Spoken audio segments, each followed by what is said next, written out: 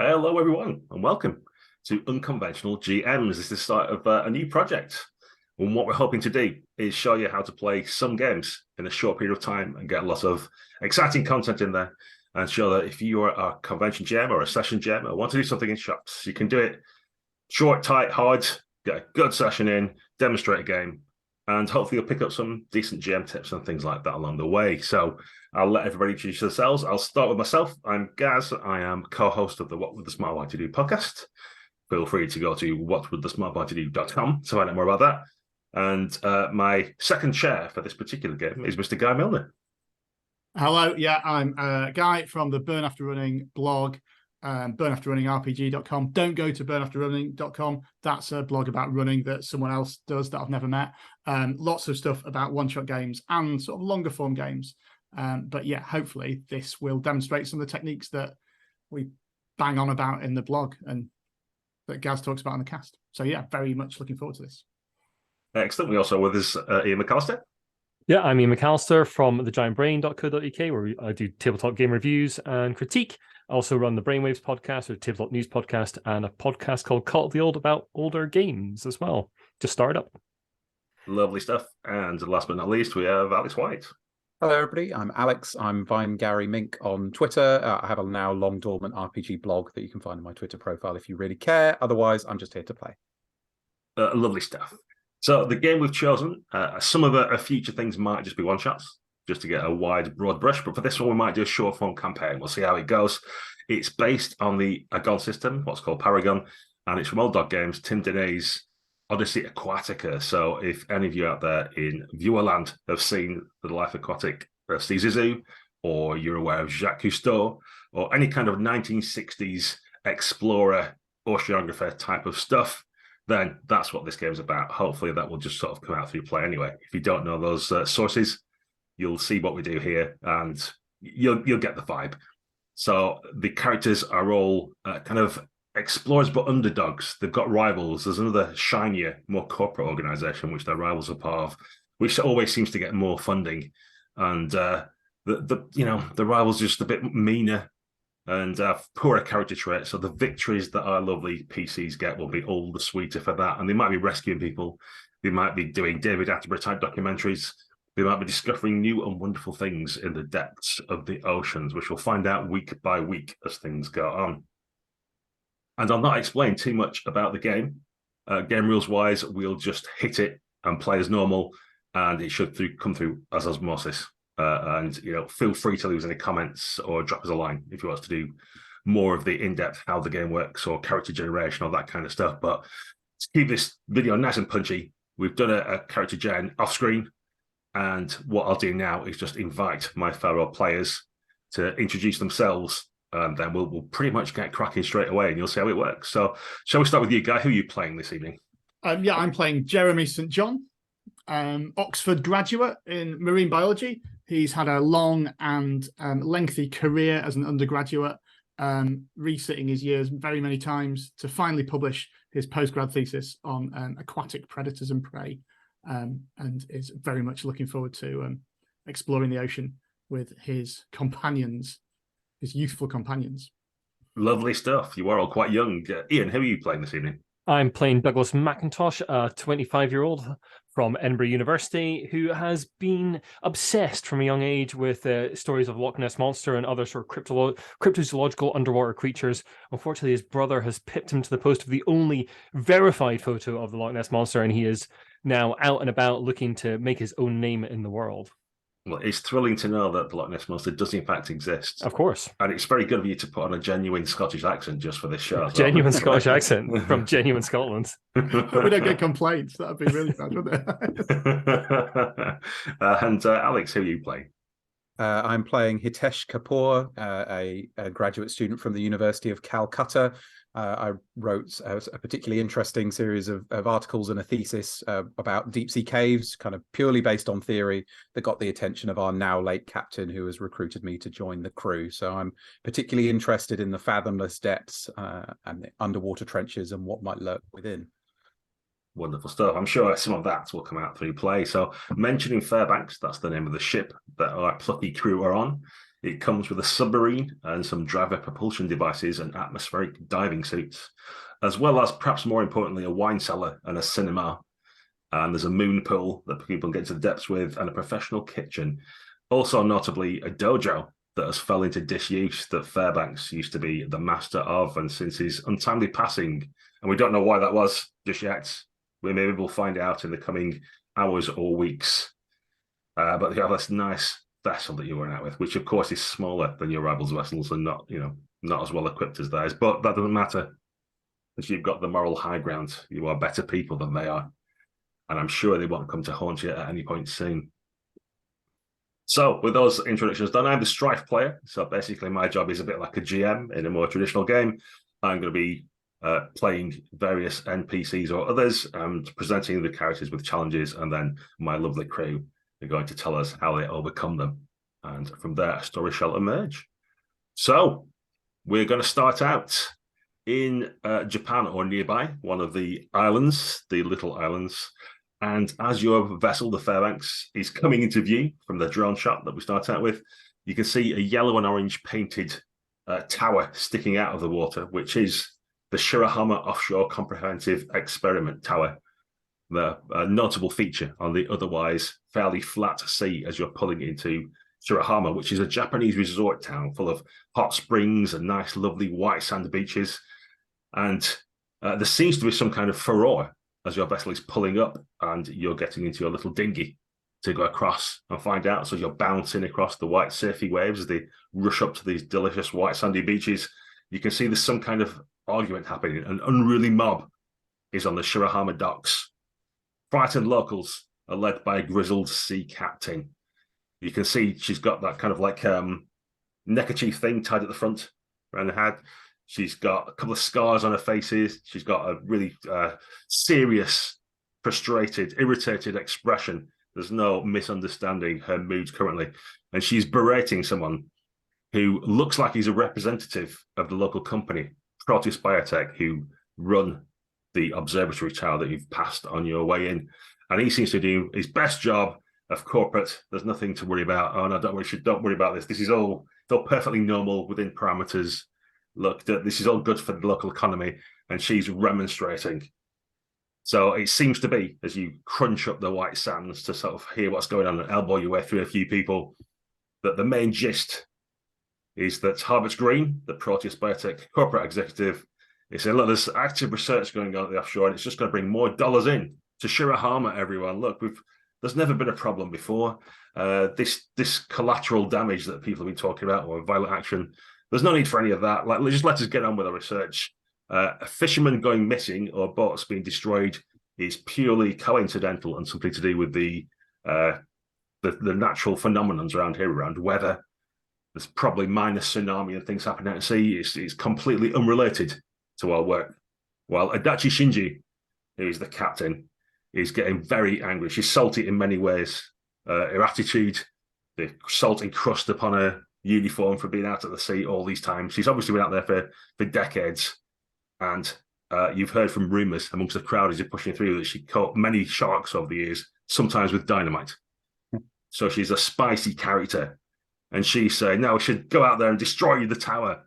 This is the cause of all our ills. Our fishing used to be better before this corporation got here. Clearly it's them poisoning all the fish and killing people secretly at night.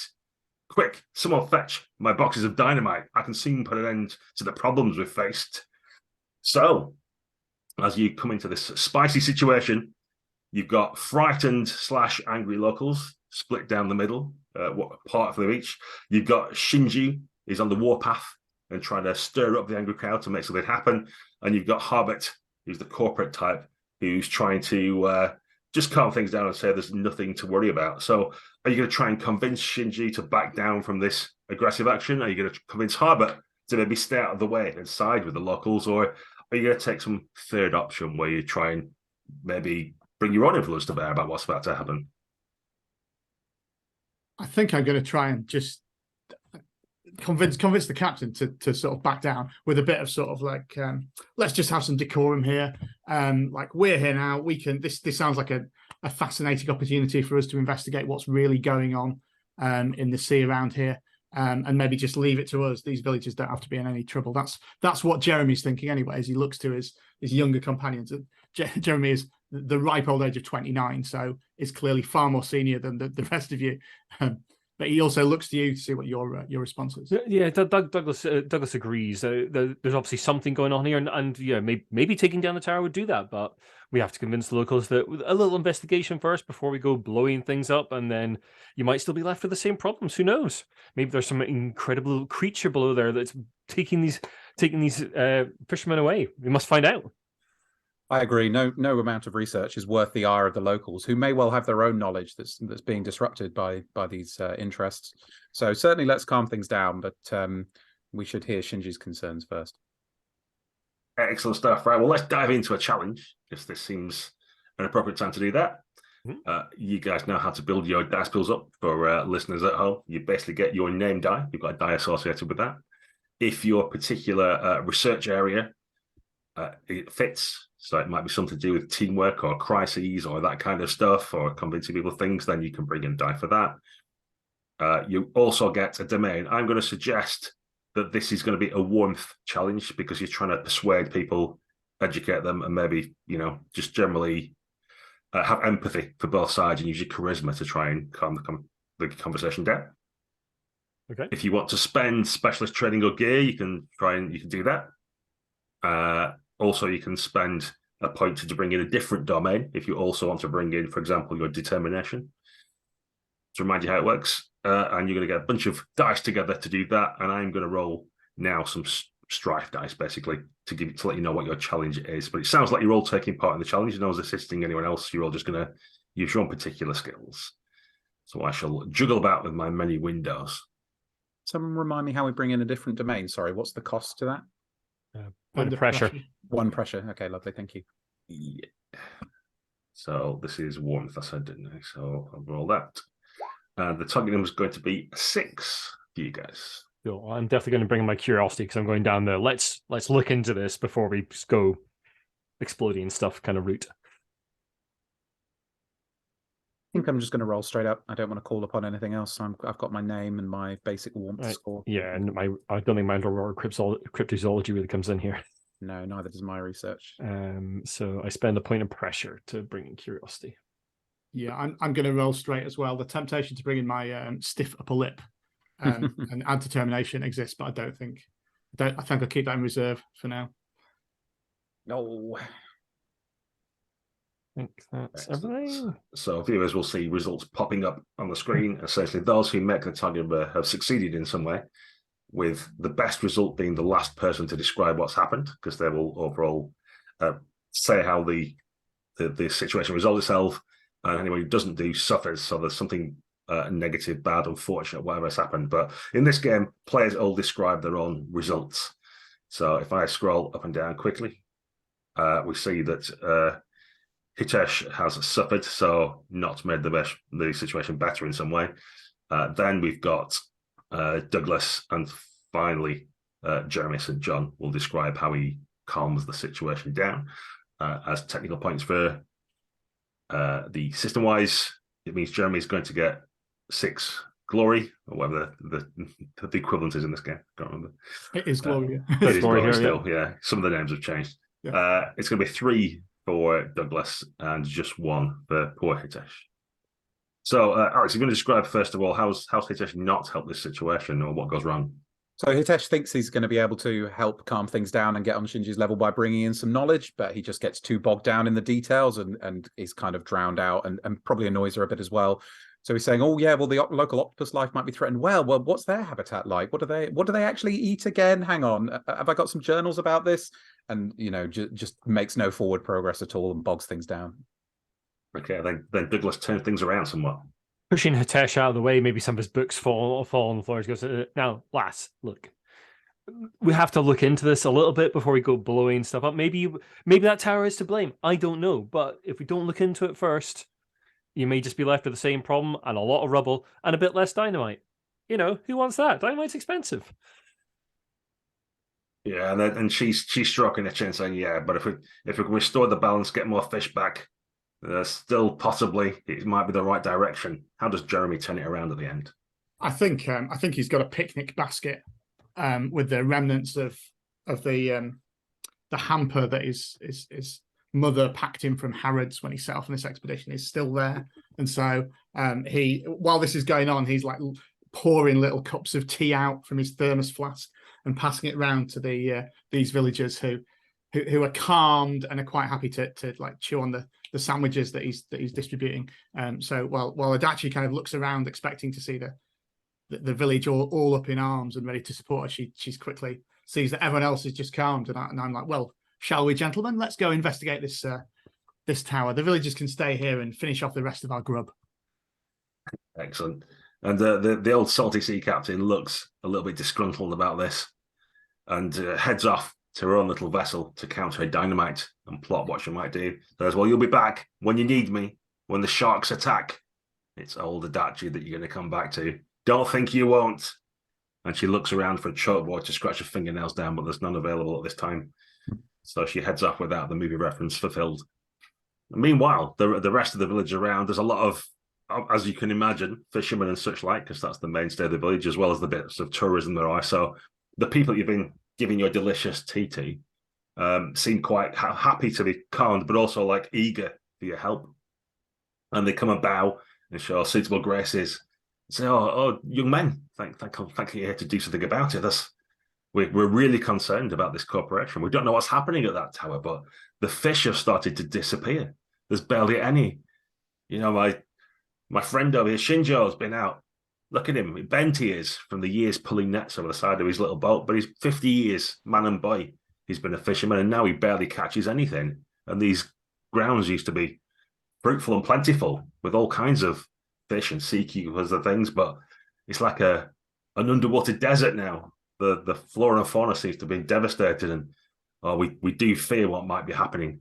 And this sort of primary coloured yellow and orange tower that you passed, it looked quite playful, like something you might see in a kid's playground or something. Now you look as the sun's starting to set a little bit, and it's just this black monolith poking out of the sea like a dead finger of a drowned sailor or something, reaching for the sky, and they all kind of shiver a little bit, and a cold wind blows across, whirls white sand around. Ill omens, say some of the others. It's cursed. There's something there, something they're experimenting on. It's not natural. Not natural. Sounds interesting. How long have they been here? Was this change sudden, or has it been coming for a while, do you think? Things have been slightly odd ever since they built it. A few years. It's taken a while to build the tower and get it to its full strength. There's some kind of research laboratory they've got there as well. It's not just the observation tower, although that's what they call it. But no, recently, very recently, in the last few weeks and months, we've noticed a sudden and dramatic change. Although he says there's nothing wrong. And you can see the corporate guy still strutting around amongst locals, and he's handing out pamphlets and offering people vouchers for things and saying, no, don't worry, it'll be fine. Nothing. Would you like a job? And you can see him just trying to schmooze his way around the outsides of the crowd. Do the like employees of Proteus, are some of them like on shore? Well, some come to relax. They're kind of on weird shifts, but when they're off, they'll come and they stay quite together. But you can see over there, and he points to one of the dockside restaurants where there's a collection of maybe a dozen guys who look like stereotypical I work in a laboratory guys. They've not quite got white coats on, but you can almost see the creases where the coat normally sits over the shoulders, if you know what I mean. Like they've all got glasses. They've all got the same starch shirts. They've almost got a name badge on. There's like 2 pinholes on the shirt where they normally have the pin badge just there. I'm going to approach the corporate guy, and like sort of put my hand over his shoulder, take a pipe out of my mouth, blow a good plume of smoke into his face. Now, lad, since we just stopped the good lady over there blowing up your lovely tower, maybe you could let us have a look around, reassure the locals, let us in. Yeah, you have some answers. What about it? Oh, a look around the observatory. Sure, we do guided tours every Tuesday and Friday. No, I've got video footage with me. We're a well-regarded aquatic association, and we'd love to do a little documentary on the facility and show people the wonderful work you're doing there. You can help us, and we can help you. The publicity we can provide may well bring extra funding or corporate interest. Well, it's funny you should say that, because we have had some interest already. You're not with the Colonial Explorers Club as well, are you? Oh, you don't want to be with those folks. They've got much more inferior film cameras. I mean, we've got a whole cinema in our boat just to be sure that our footage is excellent. We check after every session. Oh, that's right. I mean, I've already been approached by Mr. Beauchamp. He's got some backing for the. Apparently, he's got the royal seal on all these films. You get the little crest and everything. That's really mighty impressive. I bet he does. Everyone can get that. It's nothing really. Get that on sugar. You get that. It's not. He'll take you for all your worth. You trust me. That man is only here to take. Yeah, I mean, judge our work as well. We'll film as well, and you can see who the well, yeah. Why not have both? Who the more honest documentary makers are when we film for you. Well, perhaps I can see your footage and then we'll decide, and I still get full editorial control, right? We'll decide afterwards whether this course. Yes. We wouldn't dream of releasing it without your permission. Okay, yeah, maybe. And he's still a little bit on the fence about it, so that's where we need some dice rolls to determine whether he's actually going to go for your bluster. Right? It sounds a little bit, I'm just guessing a stripe play, like you're not being entirely honest necessarily. Yep. But perhaps you may be using subterfuge, and it's not the whole truth. Us. Talk to the polls. Yeah, so this is going to be a subtlety challenge because you're doing sneaking and lying and perhaps trying to do some intrigue and that kind of stuff. So that's what domain covers. So again, if you want to assemble your dice pools, you get your name die. If you think your research area is covered, then use that.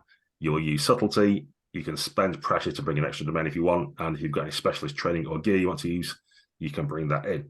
And I need to do my job of providing you with some kind of challenge. I'm gonna say, actually, yeah, this is going to be a challenging conversation to have with him. So what that means with game terms is if you fail your roll, you're going to have to spend some of your specialist training or gear to mitigate that. Okay. But if you succeed, it doesn't matter. You just succeed. But it is a challenging roll nevertheless. So the strife roll is going to be based on subtlety. An 11 is your target number. Oof. Okay. So we do the sort of general approach thing, don't we? So I think I'm trying, while this negotiation is going on, I've snuck off to the restaurant and I'm doing little vox pops with the scientists and buying them like extra drinks. I'm going to bring in warmth as well to try and get them on side. So sounds good. Cool. I'm going to be explaining to him like previous work we've done, showing him some of the equipment we've got. So I'm going to bring in my camera gear, which I've got as part of that. I can't really bring in my research area either. Okay. I'm going to add another domain. So it's a D4 as it goes on top the camera gear. It does ask you at the end for domain, so I think you can just say you're using it. I'm going to mark pressure to add determination and just be tenacious, show that I won't really take no for an answer. My mention of my hated rival has spurred me on. That sounds good. I've noticed that when I press my stripe load, it says Amber Alert, but we all know it's challenging, so that's fine. Yeah, sorry. Let me get this back together again. No, I'm not adding another pool. Just remind me, do we mark pressure if we fail as well, or just the... No, you don't. Unless if it was an Amber Alert situation, then you would. But as established, it's not actually. But it's not, despite what the screen says, because I didn't click off the right radio button. So it's something else. Okay, so we've got all the results, and it looks like Jeremy's the worst. You're going to suffer, but you do get a point of glory for that. And then Hitesh isn't successful, but not as bad as you. So he's also going to get a point. And then finally, Douglas is going to turn it all around at the end. So, Jeremy, I believe you were off speaking to other employees. How does that fare for you? Well, I naturally loosen their tongues by buying them some beer and possibly we're in Japan, aren't we? So maybe sake. But Jeremy's a sort of gregarious sort. It's like one for you guys, one for me. Very soon he realizes he's had rather a bit too much sake. He discovers this when he realizes he's taped over all of the conversations that he's had. There's some absolutely brilliant vox pops with them, which he's almost certain they like revealed some dubious goings on in that tower. But now it comes to think of it, he can't remember that either. As he sort of gingerly staggers back to his companions, hoping that they've had more luck. Wonderful. Unfortunately, well, it might be slightly more luck. It's not all the luck you need, but how does Kapor do? So I am quite tenacious and aggressive, and I am kind of pushing him and maybe pushing his buttons a little bit. However, the thing that spurred me on is also my downfall. The mention of my hated rival. I can't help but see the laughing, mustachioed face of Charles Montague Beauchamp in my mind, and it perhaps makes me too aggressive. I trip over my words, and I put him off a little bit, and he thinks perhaps I'm somebody to be scared of instead of reasoned with. Indeed, and on his guard as he started to walk back towards his power jet, already sort of discounting you, there is a chance for Douglas to save the day. Look, lad, come down to the cinema. I'll show you what we've got. I'll show you the footage we've got before. I've got some excellent whiskey from Scotland with me.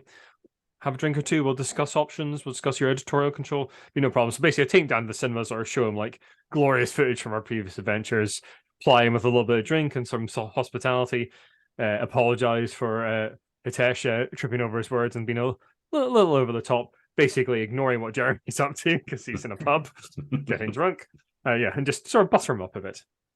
Yeah, fortunately for you, the American executive he's got a soft spot for, well, he likes to talk about bourbon. When you try some of your nice Highland single malt, or perhaps something from the Isle of Skye, he's pretty soon enamored with this. And does mention things like, have you tried English whiskey? It's the worst thing I've ever had in my life. Oh my God. Well, this is much better. Oh, nice peaty Glenmorangie. Thanks for all that. Yes, lovely. Delicious. It's Morangy, actually. Oh, grew up near there. I'm American. You'll have to forgive me for not knowing your place names. But I look forward to visiting you in Edinburgh and other exciting places. Yeah, that's sponsorship. Perfect pronunciation. And slightly unsteadily, he heads back to his power jet, the driver and the rest of his now also equally drunk crew. But having drunk loads of Asahi and sake and stuff, come tumbling back. And they hold back to the observation tower. And you agreed that tomorrow morning, bright and early, you can all head over there.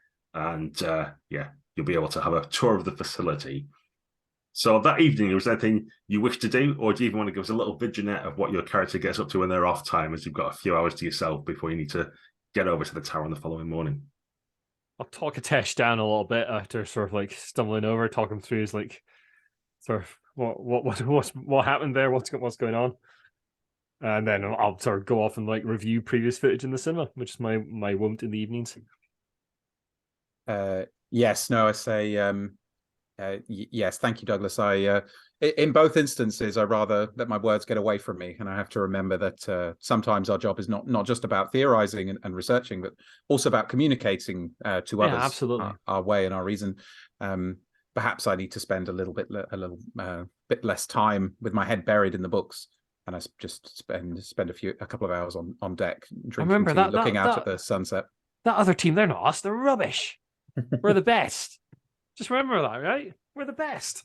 As a poignant backdrop to this, as you're chatting in the cinema room, there's footage of Fairbanks, your former mentor, who's no longer with us, and he's kind of got his arm on the shoulder of each of you as you look out across the ocean and see some orcas, and you kind of both feel the pang of the lack of his mentorship and warm arm on your shoulder with friendly words of advice.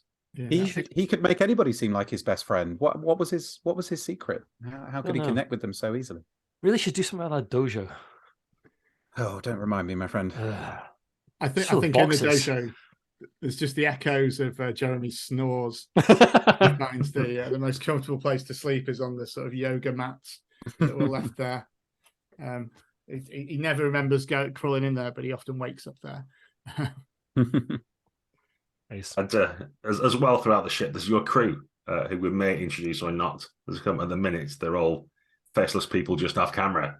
But just to remind everybody, there are a lot of tartan-sweated crew with wooden pipes made from various Scottish animals' horns that have been cast off during the off-season.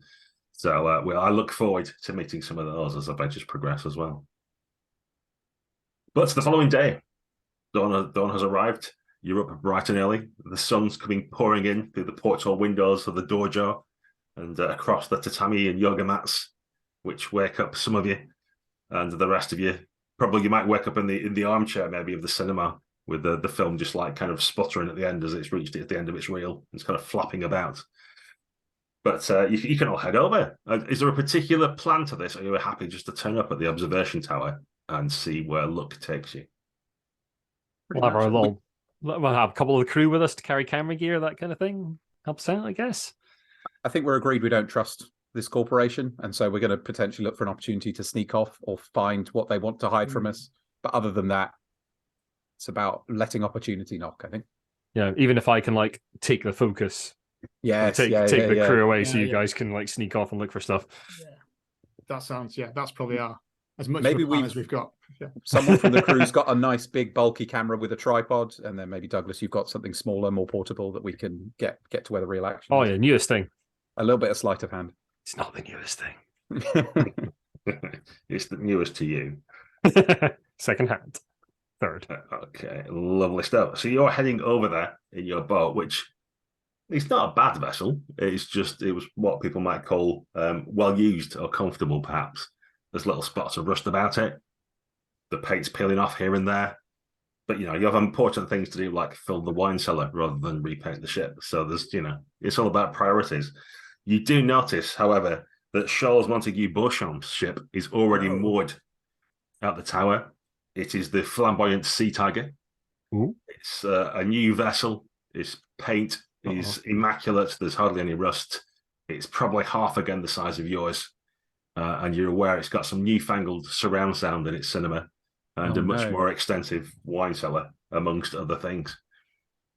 But they appear to have stolen and marched slightly on you. And although there's some crew on deck, you can't see Mr. Beauchamp, or Dr. Beauchamp, as he probably is, with his multiple honorary degrees that he's got. So as you pull up, some of the local crew on the observation tower tether you, and you can go in. So you're approached by Hilary Dumont, who is the private secretary of the boat, with not the old version of secretary. It's clearly the woman who has the most power here and arranges the calendar for the CEO and the CEO and all that kind of stuff. And she's decided to personally show you around. So you enter into the observation tower. Everything's lovely and neat and in primary colors. And as you start approaching people and chatting to them, it becomes really obvious that they're very busy on stuff. Almost you might suspect like there's some kind of low-key emergency happening and they have better things to be doing. But you also may suspect that someone's already been through with the camera crew and asked them extensive, boring and uninteresting questions. And now you're coming and asking even more boring questions, sometimes repeated, or sometimes in even more levels of detail, perhaps, which is upsetting everyone. So what approach are you going to take first of all to try and win over just the general mood and frostiness that you approach as you enter into the tower and start speaking to the corporate types?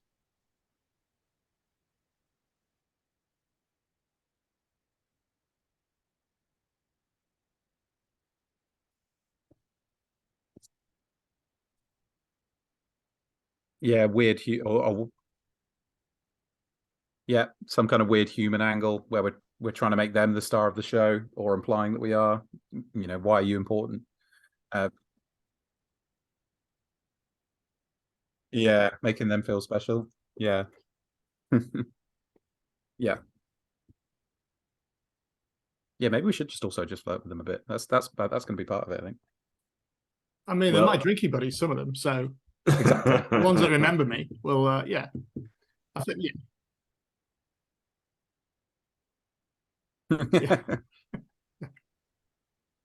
Yeah.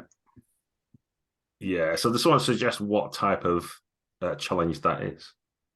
I think this.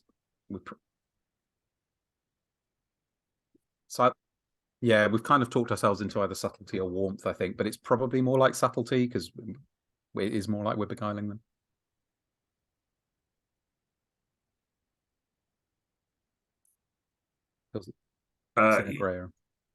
Yeah, it feels like it's either going to be a weird challenge or it's a subtly deceiving one because you're not being completely upfront about it. You're not making a documentary about what weird sea creatures have you seen or something, have you? You're really here to work out what's going on. So it's going to be subtlety, I think. Yep. Okay, so you can all assemble your dice pools and describe what your approach looks like briefly. I'm going to make this amber alert, and that is one thing you do notice throughout the facility, that although there aren't sirens going off, there are light bulbs with the rotating lights on that are amber. So it seems that even just having some people on board, they've already set an alert level, which has got the crew of this research station wary of you. And you're aware that some doors are closed to you and you get guided away from other areas. So just to give you your target number, we're saying it's subtlety, and let's make that a target number of 10 you need to beat.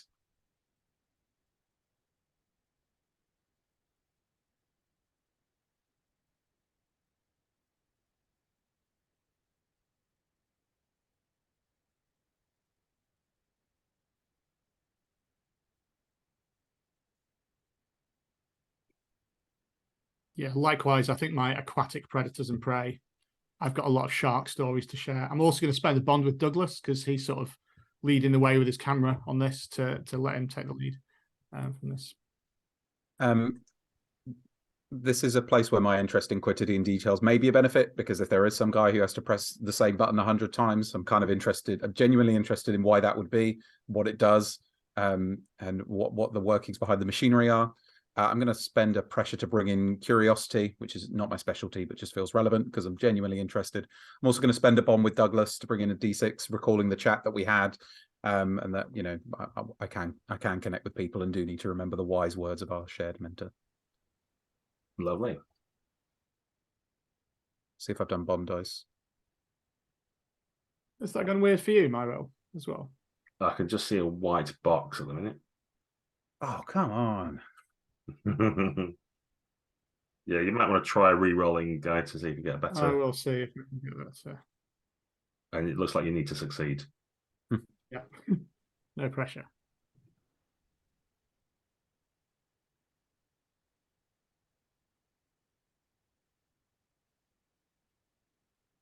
Yeah. Hashtag missed by one. Oh, it's done the same. What is it in the thing? Sorry. Let me just put this in manually. Mm-hmm. Cool. That's probably what we want, isn't it? So, sorry, now everything's slowing down. So it will be...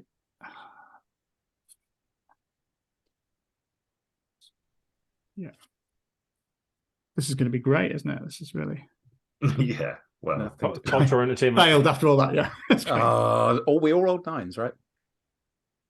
Yeah. Yeah, we all rolled 9s. So you all get 1 glory. You also all take 1 pressure because it's Amber Alert. Okay.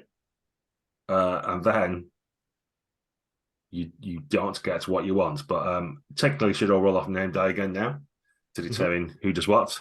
But I'm just going to let you do it in your own order. So whoever wants to be worst can speak up first. If no one does, I'll select someone, and you can go through your various failures. I think that's probably me. I think it quickly becomes apparent that not only did I drink too much last night, I also managed to offend most of these corporate types. And so while I'm like busying myself, remembering them as if we were good old drinking buddies and got on really well, it's clear they want nothing to do with me and are just blanking me and walking off and ignoring me. Hopefully sending them in the direction of my fellow crew members, but maybe not. I think I kind of really succeed in what I was trying to do, which was be kind of warm and come across well, and I am able to be friendly. But all that really achieves is I make really good friends with Carl, who's the guy who has to press a button 100 times to like depressurize the cabin or something.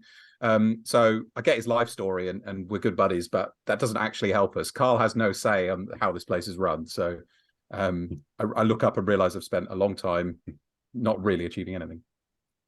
Very good. I end up speaking to basically the janitor for a very long time about cryptozoological wonders in the area, because everyone's just like palmed me off on the guys just going around cleaning stuff up. I haven't really noticed. I'm just continuing going on and on and on about things. Oh, he's not just cleaning stuff up. He's telling you lots of great conspiracy theories. Yeah, great. About the mermaids in the local area, and how like you've got to be careful if you drink on the dockside because they'll lure you in, and before you know it, you're splashing about in the water, and someone has to drag you out. I'm making copious notes. And it doesn't matter how often you tell your wife that it was the mermaids and it wasn't you. She doesn't believe you. She thinks you just got drunk and fell in the water again.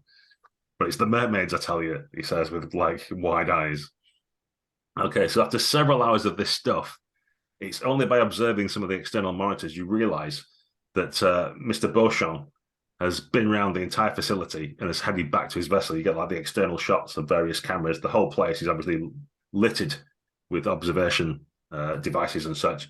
So you see him heading back with like copious metal round tins full of video and exciting things that he's done off to his editing suite and whatever else. The other thing you notice is there's some screens that quickly get turned off, or the cameras suspiciously move away, or the same fish comes past the camera like loads and loads of times, almost like it's a little loop that's been put on. So the thing you do manage to discern from speaking to Carl and his 100 butter presses and the rest of it, and your janitor tell you the places he's not allowed to clean, which he finds very odd because he's contracts for the entire facility, but he's not allowed down there. You realise that there's actually some kind of research lab at the base of this observation tower, which is kept off limits for a lot of people, including for Carl, the janitor, and all your drinking buddies.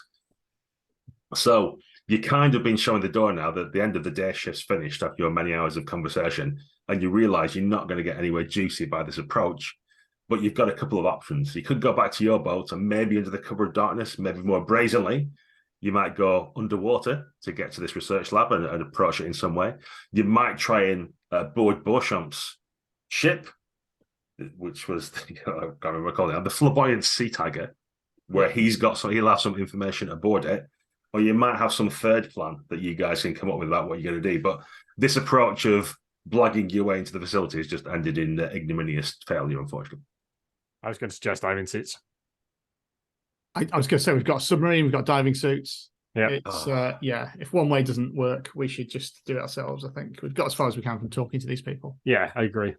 I wanted to go after Beauchamp and liberate the footage from him, but any trip to the deep sea is not one I will say no to. Let's do it. Excellent. And there are apparently mermaids in there, which I'm really keen to see. Yeah, and I know some fairly useless but potentially important details about pressure regulation down there. So it was all worth it. Absolutely. Thanks, Carl. Excellent. So end of our documentary film. Thanks, Carl. Special thanks to you. I mean, you didn't get the janitor's name, which is quite upsetting. But anyway, we'll move on from that. I'll just leave the audience to be upset that you just didn't care. We'll go back for him. He sounds like the sanest guy on this research festival. Yeah. Yep. The one with the most believable stories. So you say goodbyes and get your branded pens and posters and things and other things. The other bag of corporate goodies they give you to go away. Oh, with. nice. So you do get some swag, and then you go back to the beach or something while the sun goes down and perhaps have cover of darkness. And then is your approach to get your entire vessel back near the observation tower, or are you going to be more subtle than that and keep it in place so it looks like you're by the quayside, and then you're going to like underwater go off and find your way around? I think the wire for sure. Okay. Yeah. Or maybe even go a little further away. Like we could even take the vessel slightly further away. Yeah. It probably isn't worth getting too hung up on the details, but either the submarine or the diver propulsion devices are ideal for leaving our vessel far away and making a quick but subtle approach under the water. I think the diver propulsion devices for a small, more subtle approach initially. Maybe submarine later if we need it. Yeah, it might be good to have the access to the atmospheric diving suit on hand, but as I say, it's probably not worth. What if one of us took the submarine close and then we left it in the capable hands of a crew member and used the diver propulsion devices just so we have access to everything should it come to it? Sounds like a plan. Sure, Gaz loves getting hung up on these logistics. Oh yes, I'm just thinking of the viewing numbers. Their subscriber count's going to be getting mashed all the time. My apologies. No, not at all. Not at all. This is all part of having a fun game. So a crew member is going to drive the submarine nearby, and then you'll use your diver propulsion devices to get actually close. So the details I'm going to add, which I like the idea of, is your driver propulsion devices are repurposed World War II torpedoes. Oh, good. I think as you're in Japan, it should be Japanese torpedoes that never got used. So I'm sure most of the warheads have been taken out, and there's no danger to them at all.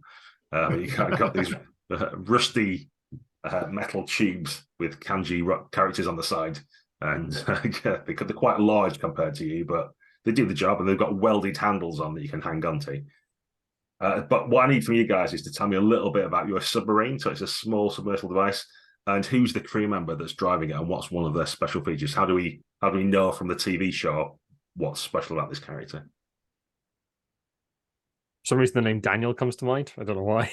I was thinking maybe just inspired by the interns from Aquatic Life that maybe what's noticeable about Daniel is he's sort of suspiciously, perhaps even dangerously young to be driving a submarine. Yes, like it. Lied about his age to get on board. So Daniel's kind of got a penciled in mustache. Yeah. Very good. And does he like drive it like he stole it, or is he trying his best to drive it properly? I think he does drive it like he stole it, but it's such an old, rusted piece of junk that being unsubtle and aggressive with it is the only way to kind of get it to go in the right direction. Yeah, the torpedoes go a lot faster than the submarine. In fact, we speed up when we get out of it and get on the like. And yeah, Guy, can you just give us a decoration view of the submarine, either the internals or the externals? Like, what's a key feature that someone see by looking over it? I think that as with our as with the sponsorship deal that got us the tartan turtlenecks and pipes, that also affected all of our ships like fittings, and most of them the tartan has sort of rubbed off and things, but we still have this completely incongruous tartan printed all over our submarine. That obviously makes it stand out like a sore thumb. This is why I've waited till night. It's just completely inappropriate to go like underwater in. It's just doesn't fit at all. And it's also like a different tartan. It doesn't even match our jump. It's a different clown. Yeah. The contractors didn't really understand what was going on with it.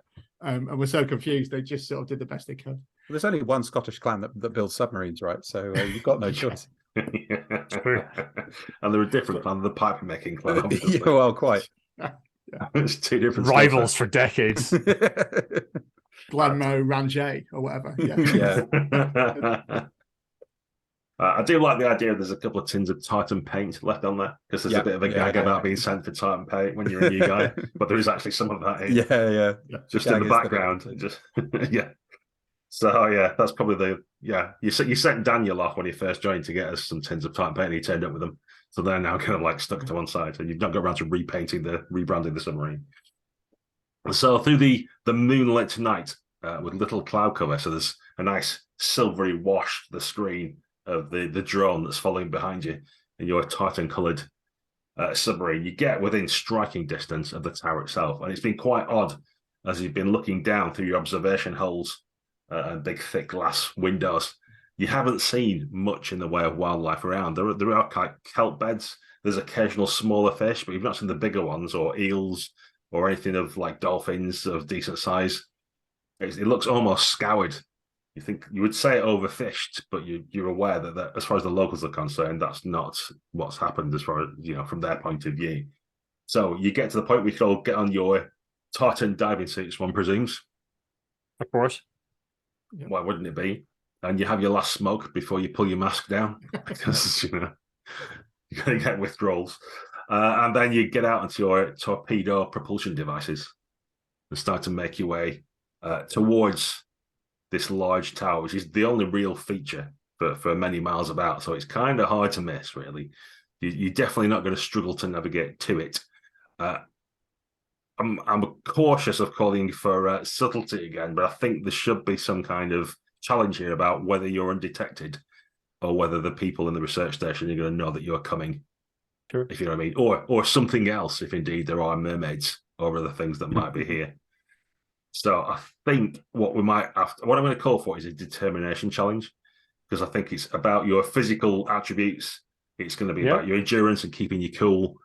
So let's make it that. We'll go with subtlety against whatever's here in the deep, and that will inform us about what situation when you arrive at the tower. That makes sense?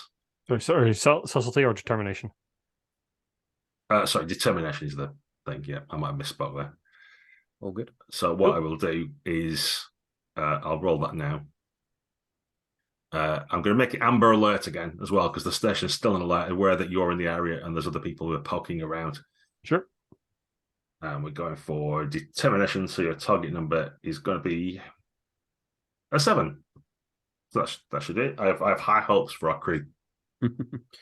I'm going to bring in my research here if it's acceptable, because I'm all about deep sea diving in the depths, and it means that part of the way I'm going to do this is I'm going to go kind of in a U shape. So I go deeper than I need to, and then back up as a way to avoid detection.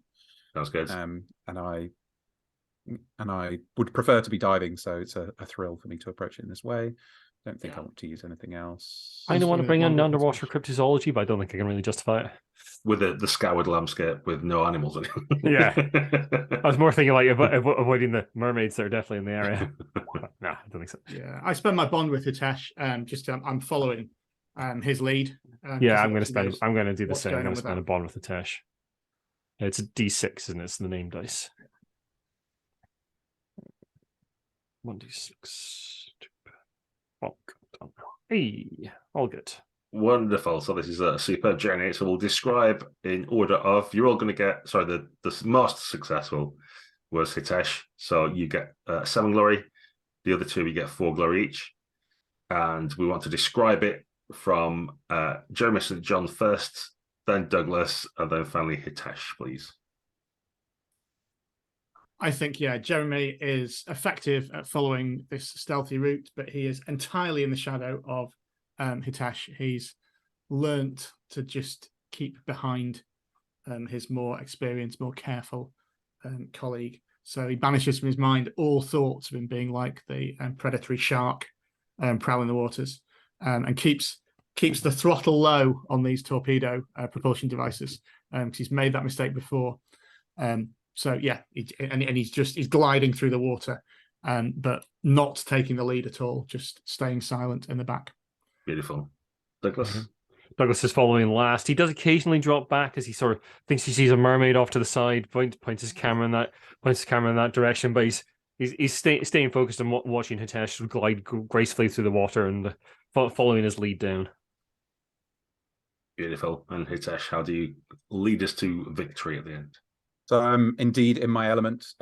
Looking behind me slightly nervously, I realise that it's sort of up to me with my 2 companions trusting me. But I remind myself, as my mentor reminded me, that I do know my stuff and that I should trust myself. I go to my nervous tick as I stroke my beard. I go to do that. And then, of course, remember I'm wearing a diving helmet, so my hand falls back down to my side. But the plan for the U-shaped maneuver indeed pays off perfectly. I remember the sort of the undercurrents that we can sort of catch. And then so I just kind of steer us round, so don't have to rely on our weak propellers perhaps, and instead can rely on the ocean to pull us under, and then with a slight shift pull us right back up again, quick, without having to rely, like I say, on our weak equipment, and a perfect approach that makes us difficult to detect, one hopes. Beautiful, yeah. So in the tradition of these sort of TV shows, there are searchlights underwater that are going across, but you manage to like get yourselves in kelp beds as the light pans across you and then dart through, and you find yourselves at the airlock of the research lab that's at the base of this tower, which is quite big compared to the tower itself. So sprawling, lots of stuff here. You'll start to cycle the airlock and get in, presuming that's what you want to do, rather than just hang around on the seabed for no reason. But as you're there, you keep thinking mermaids or something, but something's scuttling about in the kelp beds. And I say scuttling because there's a weird scritching sound.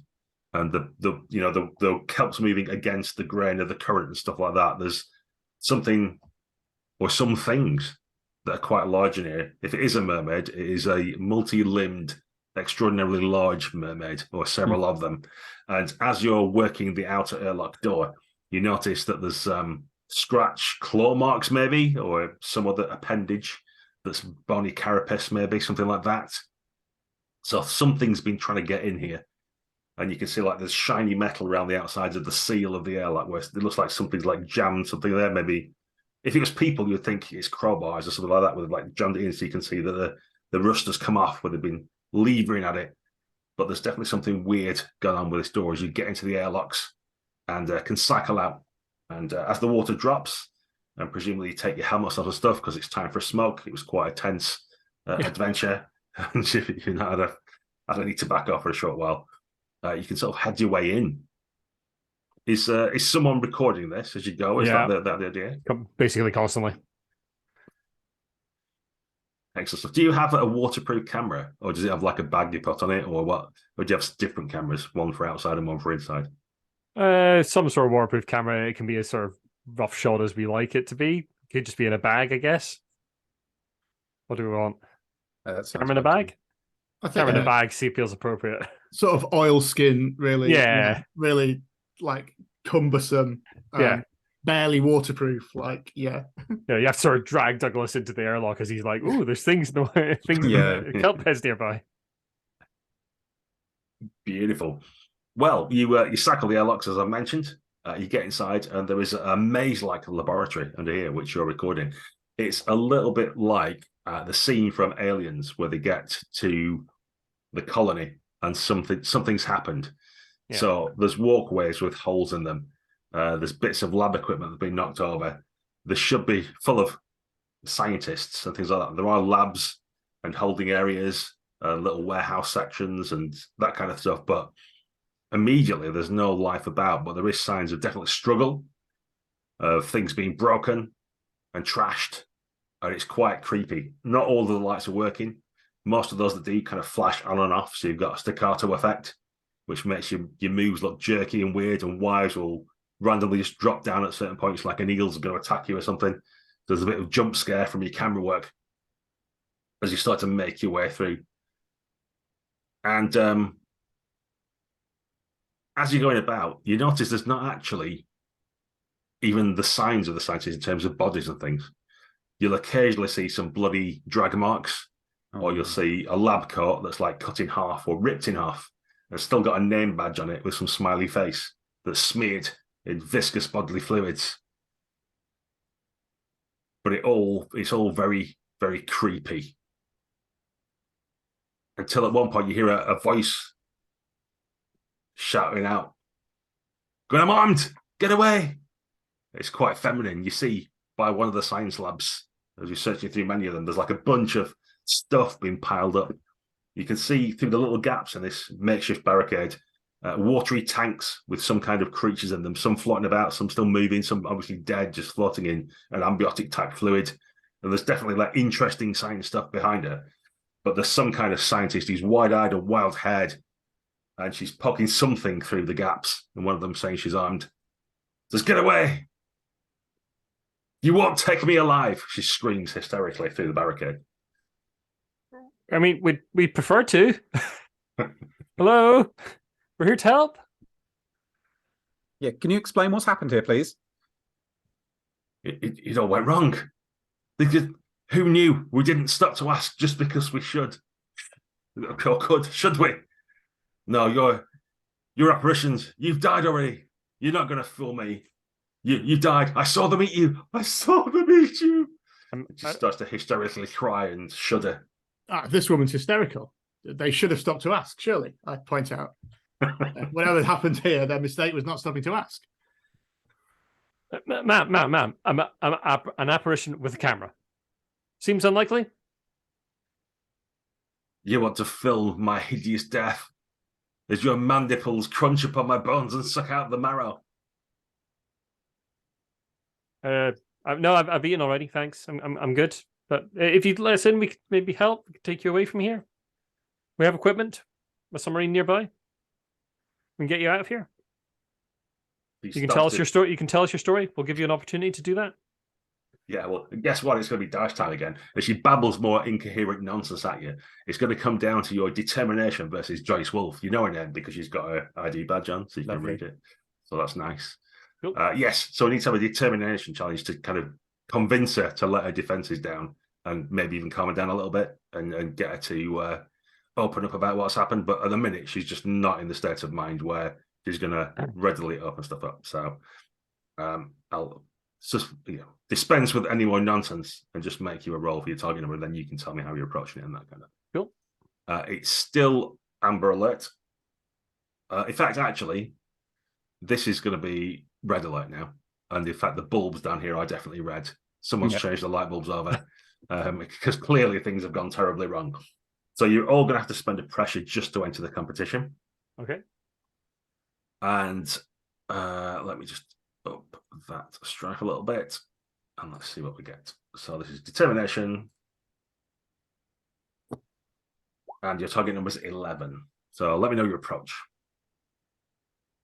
Okay. I'm calming her with my warmth as well, of course. and just going. And I'm going to use my knowledge of aquatic prey, of how you calm them by approaching in a non-threatening way. She's clearly like a frightened clownfish. Just that's what I was going for. Thanks. thinking that, like, yeah, when an octopus approaches, as I stretch in my research to this. Lovely. I'm just trying to calm her with the sort of steely coolness. Hopefully, if I seem collected, she will be too. Maybe get some details that will still be useful. I'm going to call on my bond with Jeremy as well, because he's generally good at winning people round. I'm going to take his lead a little bit. Yeah, I'm going to take Jeremy's lead a little bit as well. I'll spend a bond there. I'm going to bring him underwater cryptozoology to sort of talk her through the creatures I know of in the area. I don't think I could do that. Maybe it's introduced, but we can definitely help. We can maybe help capture, maybe help stop what's going on here. We have experience in these areas. So I'll spend a bond with Jeremy as well. And my research. Oh, I didn't know the main. Just gonna roll. Normally. Yeah, no worries. Sometimes technology fails us, so. Boo.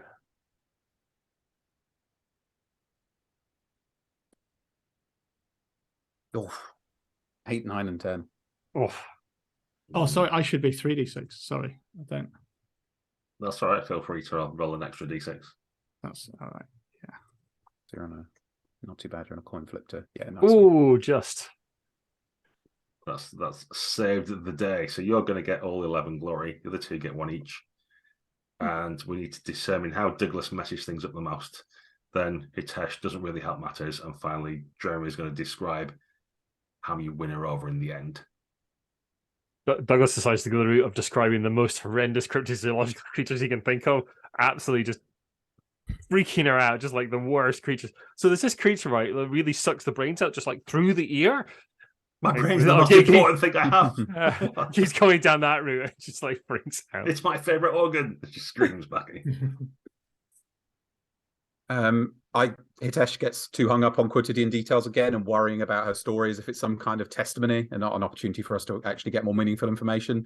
So I'm like, hang on, but if you ran down a corridor and barricade yourself in here, but you must have turned the corner because that corridor's not very long, so that doesn't really make sense. And I'm sort of attacking her, but just in kind of a not particularly interesting and easily ignorable way that hopefully means that at the very least Jeremy can shine through. Lovely. Yeah, I think as she sort of staggers away from this is all part of the plan that my crewmates are trying to frighten and confuse her and get her this way and that. I step as if a tentacle emerging from a rock and just put a firm hand on her shoulder and say, Mom, you really, really should come with us. And the solid grip of an Englishman calms her, ready to take her with us. Yes, this is a fantasy game after all. So yes, she instantly feels calmer or gets a moment of clarity and lucidity at least, and puts down her electrocution stick that she's got for wrangling animals. And between you manage to empty the barricade at least enough that you can all get into the most intact of the laboratories to speak to her. And after some tea from your flask, you feel somewhat better and gets the chance to speak to you and sort of shakes her head. Says, "Oh, thank God you're a rescue team. Oh, thank God you can get me out of here. You won't believe what's happened. We're doing some important research, important work. We were using the spider crab population and enhancing them." And she does a sweeping gesture. You look behind all these tanks that are there, and you can see from normal sized spider crabs, it has these like super long legs compared to their bodies and look a bit weird and spindly. And are quite long in wingspan, for want of a better expression, leg span, whatever you call it. And they get progressively bigger as it goes on, or more mutated. And some have like more muscular legs with huge carapaces on, and some have bigger bodies and little tiny legs and that sort of thing. And it gets to the point where, as you look down this long, elongated laboratory that heads out to the sea, like nearer the bottom, it stops being like cylindrical person-sized tanks and becomes big, going to see some kind of like aquarium-sized tanks with not a lot else, and you kind of shudder to think of what might be there, the size of it. And you can see that the back walls to them, which would have had glass windows and portals and stuff out into the sea, have been smashed open. So whatever was in there got out. And as she's describing this, you cast your eyes across the walls and see all the hand drawings on the draftsman's paper with grids on and stuff and scales. And what looks like a normal spider crab at first, you kind of double check and go, wait a minute, what? That's meters, not feet or something. Yeah, they're much bigger. And she relates the tale to you how the spider crabs just got bigger and cleverer. And now there's a veritable army of super intelligent killer spider crabs out there. A lot of them managed to break out, kill the rest of the scientists. They have teamwork. They've worked in a swarm. And she's particularly frightened from a scientific point of view about what might happen now they're out in the ecosystem. She tells you about how voracious they are, and that once all the fish and other creatures of the sea are dead, it's people who go for next to the beach. We're all in danger. And perhaps one of you checking the computers, which are like the green screen ones with a dot matrix printer next to it and all the rest of it. Not that a rescue team is on its way. It's even on the dot matrix, it's got like scare quotes around rescue team. And she seems quite sanguine about it. Now you've calmed her down that some rescue divers are on the way. But from your knowledge of these kind of corporations, you do suspect that it might be more of a cleanup crew or that sort of thing. So while she's glad to be relieved and she'll relay anything you want to know about her research, we need to determine what your next approach is going to be. Because there is what's called in this game a battle ahead. So there's first of all, I need to determine what your approach is going to be. So there's definitely super intelligent killer spider crabs of huge size and voraciousness that are roaming about there. There's probably some kind of Proteus cleanup combat diver squad / kill team on its way to get rid of all the evidence. There's the documentary you have to make. This woman you have to rescue. And there's perhaps bringing Proteus down itself or exposing them to the wider world. So what's going to be your goal? I think we want to get her and evidence out of here and bring it to the lady we talked down on shore who had dynamite. Dynamite sounds like it might be a really good thing right now with giant killer spider crabs on the way. I wonder if we ought to just take the problem head on ourselves, and although we can document them, perhaps I can be forgiven for making up some science. We don't want to hurt these things too much. I mean, they're dangerous, but it's not their fault that they've kind of been bred to be this way. We can find sort of what the alpha is, maybe take that out as an acceptable loss, and then drive and scatter them. They can maybe be scattered to the deep, to the seven seas, where they will not be quite so disruptive. So if we can take out their leader and scatter them, then that might deal with the problem and capture plenty of footage while we do so. That would be my idea. Fascinating proposal. And delicious spider crab meat as well. But only one. We only want to kill one of them. Good eating on that one. But it is the biggest one. So yeah, exactly. Refill my hamper. Douglas is just looking at Jeremy and kind of like, huh? We are running low on food. Yeah. There must be easier ways to stock up. Excellent. I probably one note I need to determine this point is can you communicate with Daniel in the submarine at this point, or do you need to be near some kind of terminal, or are you able to kind of radio the sub, or is it hand signals only? Slightly awkward, but not impossible. I'm thinking like a long wire kind of thing that we pulled with us or something. Right, and it's not necessarily reliable because it's gone through two doors, which is slammed around it. Yeah. Or it's like hanging outside the airlock, and we have to go to the airlock to do it. And also a few rooms back. Yeah. It's hard to communicate anything of any decent length. And Daniel is quite young and doesn't know all the terminology yet. So we have to stick to very short, very clear instructions and sentences, I think. Yeah, so there's a bit of a crackly voice off in the distance that's quite tinny because it's a few rooms away. But he seems to be getting agitated about something, but the important bits keep getting cut out as the wire doesn't let him say the thing or just get communicated to you. Okay, so we're going to try and get out with Joyce that you found and capture a specimen of this crab. Is that kind of like the overall? You're going to consider that a win? Your evidence, a specimen, and get out with I was going to say hostage, but a scientist. It's probably the better phrase for it. Okay. Yeah, but if capturing that specimen can sort of disperse the crabs a little bit, so they're less of a threat to the local wildlife, that would be good. But I don't know if that can be encompassed in the challenge. Yeah, we'll do it as a battle, as I mentioned. So for viewers at home and others, what happens this time is like a 3-part challenge almost. So the first bit will kind of be gaining advantage or laying the groundwork or kind of setting up or maybe scouting out, maybe preparing for later stages, that kind of thing. So you can all pick whichever domain it is that you want to use for this, depending on your approach. You can narrate things, how you set up, and that will determine which dice you're going to roll. Then you split into two. So I will describe at that point, there's getting the best ground or get yourself set up to say what the final challenge will be. And also there's some threats that you might want to defend against. And if you don't defend against them, they definitely happen. So it's your choice whether you make that roll or not. And then the third stage will be the finale. So we'll determine if you get what you want or not based on that outcome. So our first point is it can be quite montaged. You can do quite a few things here. We kind of like blow out a little bit and you can set yourselves up for the challenge to come. So what is it each of you is doing and which domain are you using? I think I am using. Sorry, go ahead, guy. I am using. I'm back in the diving suit, spreading some spider crab musk about various places to try and lure out the alpha and draw him to us so we can capture him. I like that there might have been a big bottle with the spider crab musk written on it, like in a Batman, like sort of Yeah, like yeah. 50s Batman. There's only a couple of inches left in it. Like I don't know what we used it for before. Yeah, it's a really good dipping sauce. That's the thing. It's not. Yeah. So you've got like a gallon demijohn, but there's like a finger left at the bottom. Yeah.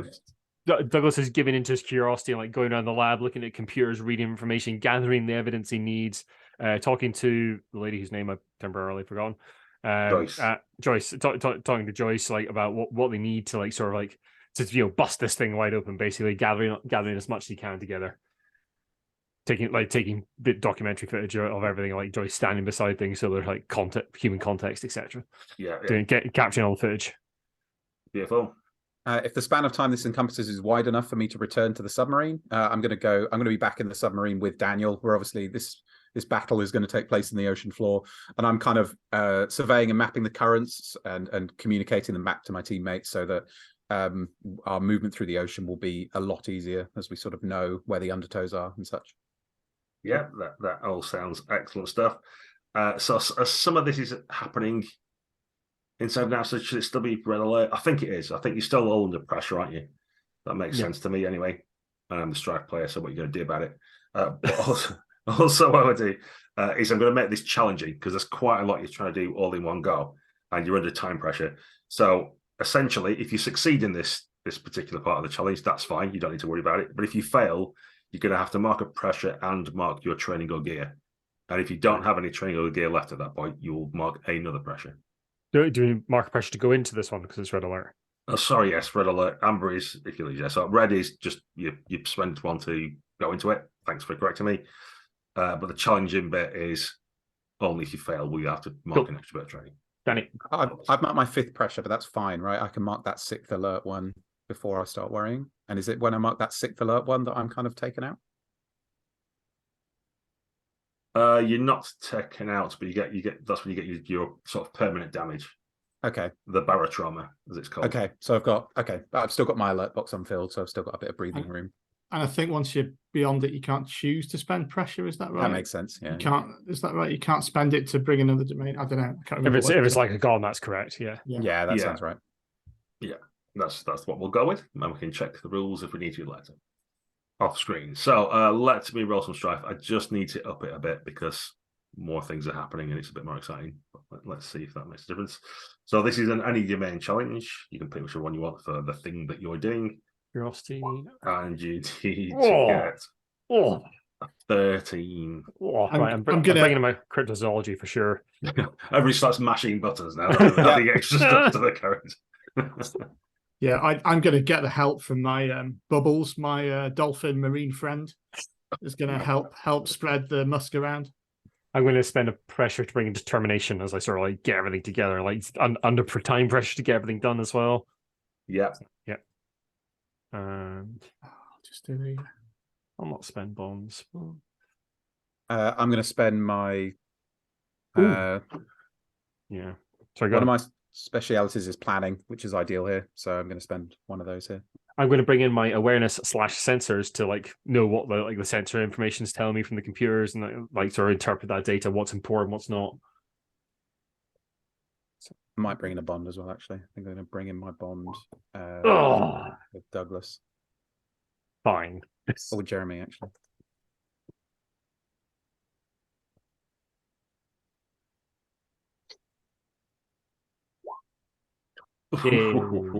Oh, just on the button. Everything I did throw almost everything I had. So I did throw a bond in that. Okay, so Hiteshi's going to get 13 glory, and then I think both of you failed. So you're only going to get 1 glory each of the two of you. Oh, so much for my sensors there. Ugh, 1. Yeah, so we could perhaps determine in a second what's happened to those sensors. Maybe they've been eaten by crabs or something. But I think, did you get a 10 there, guys? I did, yeah. Okay, so you're the worst. And then we'll hear from Douglas about how his censoring didn't work either. And then by the skin of his teeth, he's going to get us to a better place. So let's start off with James then. Yeah, it is very Moorish, spider crab musk. So humans, as we've discovered, we find it delicious, as do dolphins. And so very soon I'd spend most of my time like chasing Bubbles to try and get him out of the musk traps that we've laid. He keeps kind of swimming back to them and having to do it, like rub it off his nose and things. And soon soon we end up tipping the demijohn up, so there's just a big cloud of it. Probably it attracts the attention of loads of spider crabs, and I have to like beat a swift retreat, using all of my security training up to try and get back to the submarine in time to avoid being eaten by them. But all of them definitely look like small regular spider crabs, barely a few meters in length. Clearly none of them is the alpha. Right, excellent. Yeah, dragging Bubbles by his dorsal fin, no doubt, as he's still trying to swim back to the massive cloud of musk. And protesting in his cackling, high-pitched voice all the way. No worries. Okay, and how about Douglas? Douglas is just too obsessed with the research. He tries to bring up the sensors, but some of them being like snipped or slightly sort of like cut through very slightly. So he's only getting partial images through, can't get the information out there, and he's just absolutely obsessed with this. So obsessed that he doesn't notice like a particularly large specimen that was still in the lab has crawled out of its tank and is like clacking its way towards him, while the person we're meant to be rescuing is like cowering in the corner away from this thing. Yeah, Joy seems to have gone hysterical again. You're not quite sure. She was doing quite well at explaining everything to you, and you don't know why she's gone weird. But yeah. But viewers at home, they get the good angle shot of this thing. Yeah. Coming very close to you as it obscures the camera lens at one point when it'll be cut somewhere else. Okay. Give its eyes.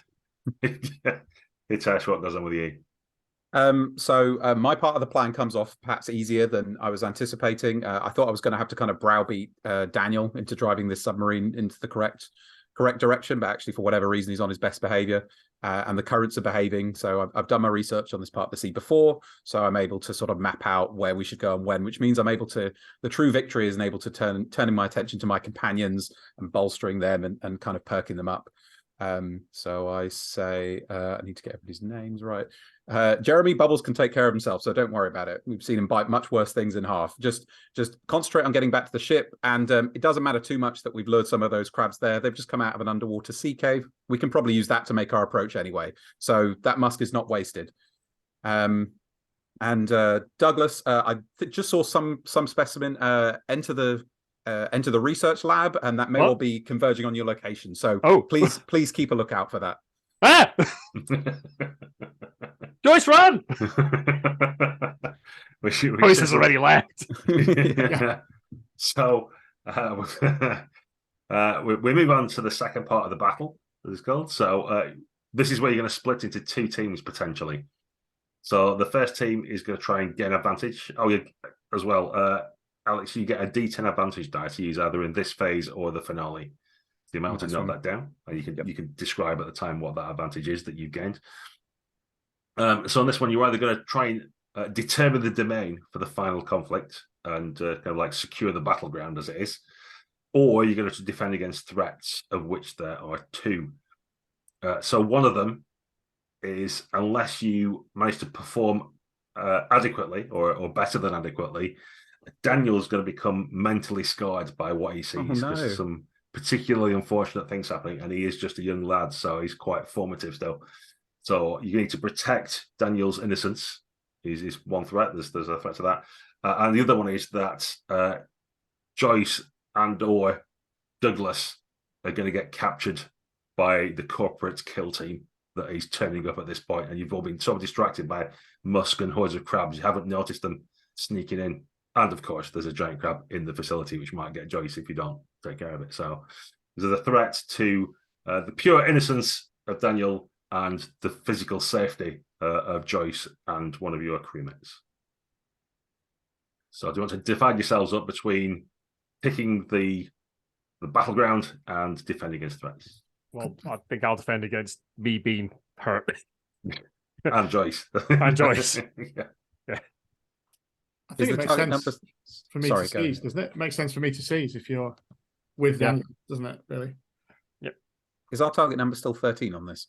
I'm going to roll again, so you don't Okay. worry. Good. The only thing that's given me pause is that Daniel is going to have to learn sometimes that the sea is a harsh mistress. Yeah, I mean, he needs some hair in his chest, some beer in his eyes. It'll be fine. I'm wondering if I sacrifice Daniel's innocence in order to have another shot at seizing. Now I've said it, I Do want to it. commit to it. So, yeah, sorry, Daniel. I will also seize. Okay, I'm just going to get my red pen out to mark out mentally scarred against Daniel. Not coming to help me, just seizing. Thanks. Yeah. That's more important. You'll take care of yourself. Daniel, up until now, has been the Hopefully. soberest person on this ship, so that will also probably have to change. Yeah. And he needs to take up smoking and stuff. Yeah, we'll get some That's whiskey the in him problem. later. It'll be fine. Excellent. Well, perhaps paradoxically, I'm going to move down to Amber Light now, because you did all right in your initial setup and scouting about and stuff like that, and you know what the challenges are, even if the challenge is a giant crab's about to eat you. So that's fine. I think it's still challenging given all the surfeit of threats you've got against you. Yeah. So I shall roll some strife for that. So there is nothing to enter. You can enter the challenge free, happy days. But if you fail, you will wipe both pressure and one of your training and or equipment. And the result for this, it can be any domain again. You pick based on how you've described or how you're going to describe what you're doing. And unfortunately, it's a 13 again. Right, well, I'm Oh, definitely going to yes. be determination because I'm trying to get out of the facility and get myself and Joyce safe. And I'm going to spend my bond with Hitesh, who has, taken me out of my reverie and told me what to do. So I'm going to listen to his excellent instructions. That was good. Yeah, I'm taking Hitesh's advice before about Bubbles' efficacy and rubbing the last remaining drops of the musk on Bubbles and setting him out to try and entrap this alpha so that we don't even have to fight it. We'll just lure him into our great nets and capture him using our knowledge of how to catch crabs. I've got one more pressure to spend, but if I lose this contest, I will take 2 pressure, which will put me definitely into trauma. I mean, you've already traumatized one of your crews. I think it's only fair. Yeah, that you we know. are. Yeah, getting to I'm the going point. to bring him my warmth to get Joyce to come with me and to get her out of there and sort of to tell her everything's okay, going to be okay. But I can't bring in my research. There's no way. Can't really justify that. Warmth and 1d6 from Hitesh. I'm going to spend my last bond with Douglas. Although the only thing barring that is, can I actually justify it? Given that Unfortunately, my specialist training gear got eaten by the last contest, so I have none left. Ooh. That's not 24. That's Oh, that's 12. Mine, I'm afraid. Oh, Mine's hashtag 8. one short. Hashtag not short. Hashtag yeah, many short. Hashtag nowhere near. Oh dear. I'm not throwing too much at this, so I don't love my chances. Yeah, no. Oh, Okay, so you all get 1 glory is the good news. The bad news is that you all take a pressure and you all have to spend some training or equipment. And if you don't have any, you take another pressure. so I'm instead. taking 2 pressure. I'm into barotrauma +1. Yeah, me too. Little XP dot though, isn't there? So So you do get a level up, which is on your character sheet. You get to pick one. I've hit my alert, but I've not hit Barry. That happens right now, doesn't it? Yeah. Yeah, it just happens immediately before we roll the finale. So we need to determine what this all looks like. I am going to advance my determination to D8 because I've been doing quite a bit of that recently. To no avail, but it is something you've been doing a lot of. Yeah. You know, all experiences are good ones. That's how you learn. Maybe. Yep. That's what I'm going to tell Daniel later anyway. Yeah, subtlety is going up to D8. So yeah. Okay, so you've all done your bits and pieces. So I need to describe how this all goes terribly wrong at this stage for you, just as you thought you got your plan sorted out.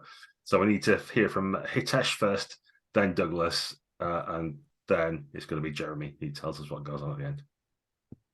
So I'm kind of preparing to seize, make our final approach and coordinate it. But there's another sort of sea trench off to our side that I wasn't paying enough attention to. I thought I knew all my stuff and that nothing could be in there.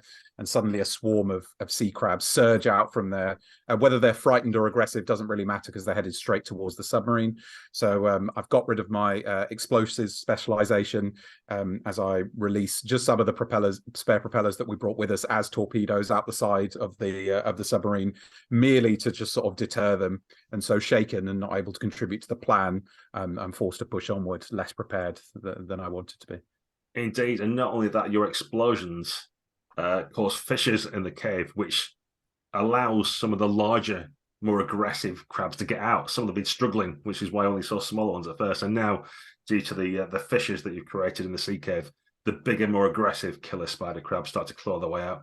And you see them almost organizing each other. There's various clicks and clacks, almost like Morse code or something with the claws. And they start organizing like little phalanxes and moving around and avoiding explosives and stuff. It's quite a terrifying thing to see.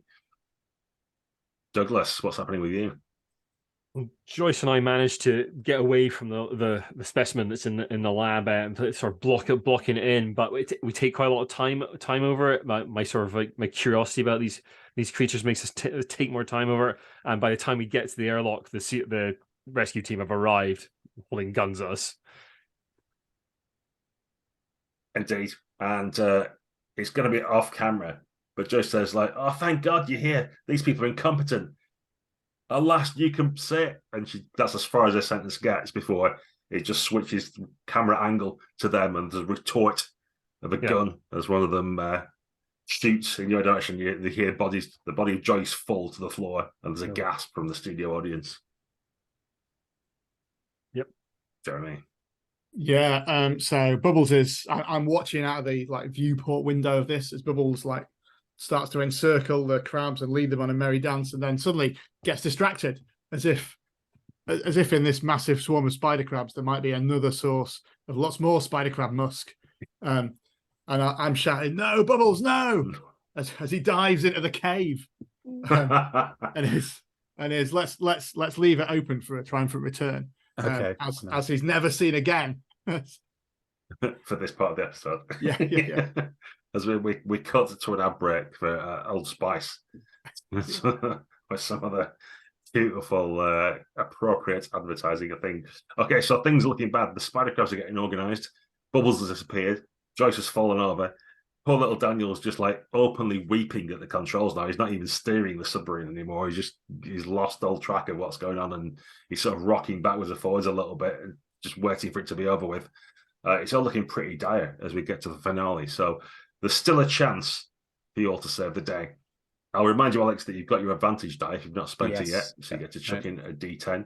And this is kind of your all or nothing bit at the end.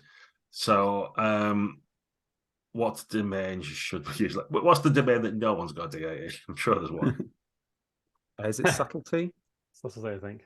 None of us. I'm D6 in subtlety and warmth. I'm D8 in salty now. Right. So you've covered off all bases. Why are we telling you this? I don't know why. Okay, so I can't game it too much. Someone's going to give a D8 regardless of what we do.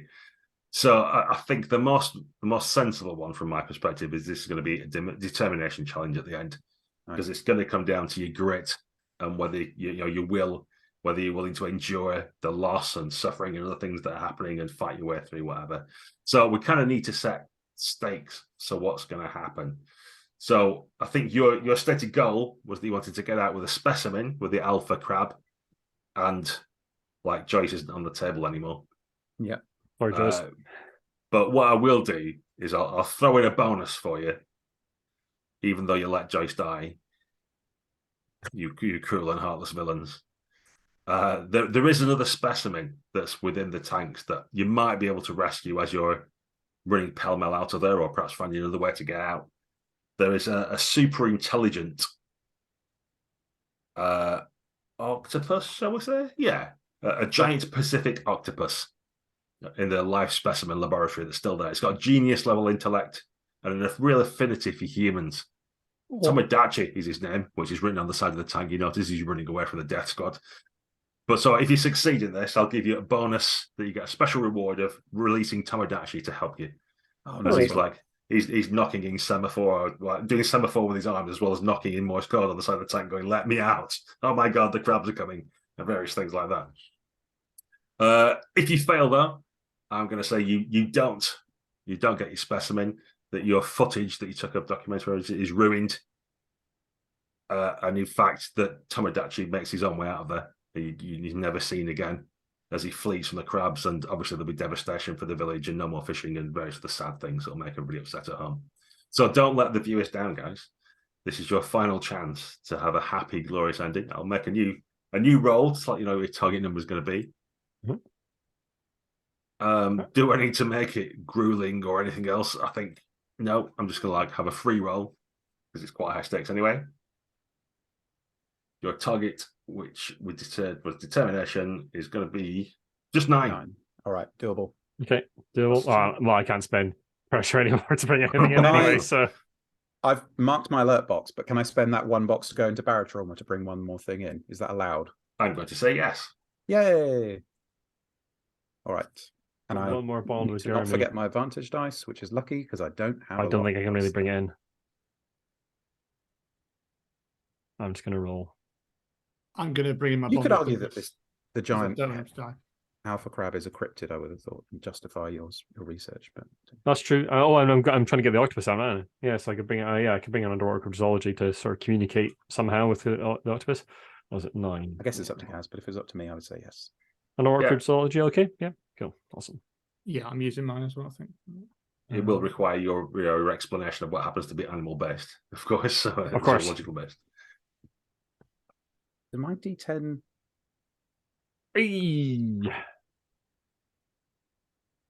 Just. I don't know if the advantage die. Oh, okay. It's 2. I'll live with the 8. I thought I put it in. So you, Hitesh, get to tell us what goes terribly wrong for you, but you do get a point of glory. Then it's going to be Douglas who gets 5 glory, and Jeremy gets a full 9 glory and gets to put the cherry on the top of how this all works out wonderfully. But just after the ad break, things are looking bad for the heroes. So Hitesh, what's going wrong? It's all got a bit too much for Daniel, I think. So I'm trying to coordinate my fellows from the submarine, but I'm also having to calm Daniel down at the same time and get him to just keep his hand steady on the controls and steer us in the direction of the crab swarm. And so I end up sadly leaving Douglas and Jeremy to their own devices a little bit and hope that they've memorized the plan well enough that they don't need me to tell them what to do. Yeah, and you're also not helped that Daniel's sort of like screaming into the communicator, going there like, everybody get back, we're going to die, they're coming for us. And he's like just getting in the way of you making effective communication. Douglas, you're up. I screech into the room with the screech around the corner into the room with the octopus in it. Realize there are little sort of semaphore flags. He's got some in his tank. Start communicating with him via semaphore flags. Basically, tell him that the people following me are also crabs. Effectively, like basically communicate a very simple message. Also, crabs bad, and he like climbs out and helps me take them down. Excellent. So there's lots of wet slaps of rubbery arms and legs flapping on crabs and splatting. Bodies going flying across my head, blocking all the legs off, that kind of thing. Yeah, a lot of that can happen off camera, so you see things flying across the screen. Yeah, for sure. It's a budget show. Your shaky cam as you're like running down these various corridors to find yourself a way out of there. Good, all good. So things are looking better. And then Jeremy. I think I remember the taste of the crab musk that we were working with. It was remarkably similar to Thousand Island dressing. And as I'm like rushing around trying to evade this death squad that are coming in and the crabs that are now like crawling aboard the research vessel, I what as luck would happen, have it in the officers' mess. There's a big tub of it that I'm able to just turn around and squirt on the death squad as they're coming towards us, thus having them overwhelmed by the spider crabs, buying us enough time with our octopoid friend to scrabble back aboard the submarine and quickly push Daniel out of the way and just engage the thrusters to try and get us back to our vessel. Yeah, and as we discussed, your submarine doesn't go very fast, so it is very tense as you're very slowly. With the crabs scuttling after you. But yes, with the combined help of Tamodachi and your 1,000 dressing trap. And what's happened to Bubbles? Does he reappear? Do we not know until next episode if there's something's happened to him? I feel like it's the next episode. Yeah, I think maybe we see that he's still alive. There's like a shot of a beach far away where he's still waking up, still clearly like off his head on off his tiny mind on Musk. Yeah. Beautiful. So with that, you managed to get back to your main vessel, although it's perhaps a close run thing, and there's spider crabs scuttling about. There's anxious people hanging around on the beach, as it's clear something's happened, and by now the sun's probably come up. So it's being a lot of fishermen and that kind of thing. There's already people preparing boats, but then there's hushed conversations about things in the water, which is initially excitement because they think there might be something to catch, and then it quickly turns into no, back out of the water. So how do you explain your success to the villagers, or what's your plan to encourage or to help the people of the town itself before you head off? Is it just kind of hold tight and wait till a documentary comes out and this will all be resolved? Is it to get them to create a legal case against the company? Is it to rise up and get the dynamite captain back again? What's your approach to resolving that? Quite considering the dynamite. Yeah. Go back to Adachi and say, you said you had those explosives. Yeah. Turns out you're 100% right. Yeah. Sorry. Bad idea, yeah, actually. Okay, so we can have a nice montage with us all the villagers in like a fireman's chain with boxes of dynamite onto various vessels, and a little flotilla heads out to blow up the bottom of the tower. And as you're doing your reverie at the end and heading off to whatever your next expedition might be, the tower's like a slightly odd angle now, with like weird bubbling coming up and the odd spider leg or something like floats on the surface. Underneath, it's clear that some of these spider crabs must have got away, but at least they've gone somewhere else now, and maybe like the fish will return to the area. There is a sort of like end of game sequence to do between expeditions, but I'm going to leave the session. We'll do that at the start of the next session, if you will. Sure. Yep. But for now, we probably need a visionette of each of you, and it can be immediately after, it can be a week later, it can be whatever you want, but some kind of reflection of how you've changed or what you think about the circumstance, or perhaps how you help Daniel out or bring another crew member in. Maybe there's a wise old crew member that's still there that's shaking his head sadly at what's occurred and saying this wouldn't have happened under Fairbank's command or something like that. But feel free to take it in turns and describe what we see of your character. I think we're watching. There's footage of us watching at Jeremy's behest the one of Fairbank's missions when he tangled with like maybe not giant spider crabs, but very similar like giant lobsters off another coast of the spot. And it's sort of the same sequence of events, but everything's a lot more professional and resolved a lot easier. None of the failures that we had happened. Everyone works together, and we're just watching it, saying that at the end of it, Jeremy's like, well, I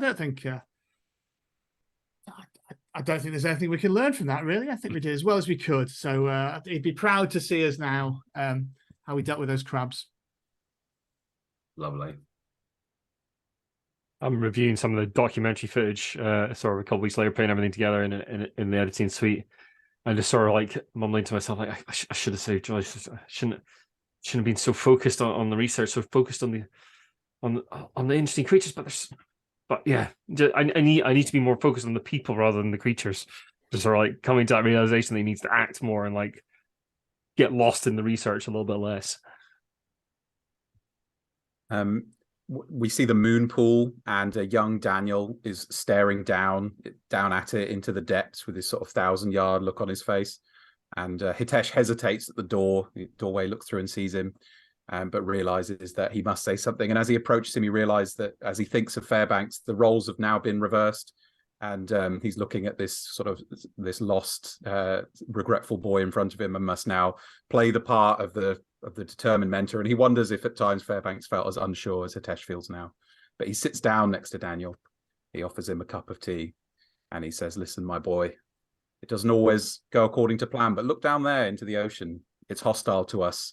Everything about it wants to kill us, spit us out on the beaches, lifeless. But remember, everything we do down there is a victory. Everything we see, everything we affect, it's a true triumph for the human spirit. Yeah, you learnt a lot today, and I'll be glad to go out with you in the submarine again, Daniel." I clap him on the shoulder and I get back up. Yeah, and Nice. the sort of poetic narrative device we see it with his 1,000-yard star.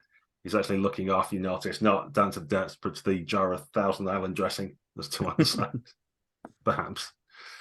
Yes, and with that, this episode comes to a close, and the credits start to roll as we see maybe the Fairbanks, or just Fairbanks, your vessel, regardless, heading off into the sunset and ready to come back in 1d6 years for the next adventure. Thanks very much for playing, everyone. And Beautiful, lovely. Yeah, thanks everybody at home for watching. Let us know what you think. And we hope to see you again soon for more adventures of the crew of the Fairbanks.